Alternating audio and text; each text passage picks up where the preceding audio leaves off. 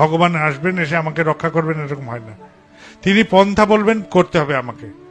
যদি ভাবেন যে বাবাইদা বলে কেউ আসবে, হাত ছুঁয়ে দেবে, মাথা ছুঁয়ে দেবে, তাতে মঙ্গল হবে, কাঁচকলা হবে।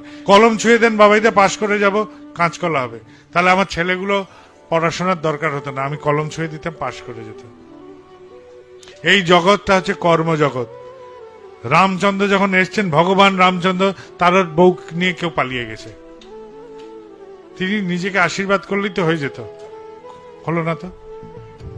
সেতু বন্ধন করতে হলো, অত কষ্ট করে পরিশ্রম করে সেতু বন্ধন করতে হলো, গিয়ে রাবণের সাথে যুদ্ধ করতে হলো। তিনি যদি ভগবানই হবেন, তো তিনি নিজেকে আশীর্বাদ করলেন না কেন? বউ ফিরে আসো, রাবণ মরে যাও, সেতু বন্ধন হয়ে যাক, সবই তো নিজেকে আশীর্বাদ করতে পারতেন। তাহলে ভগবানেরও এখানে আশীর্বাদ কাজ হয় না, কারণ এটা কর্মজগৎ। এখানে যে আসবে এই কর্মজগতে, তাকে কর্ম করতেই হবে।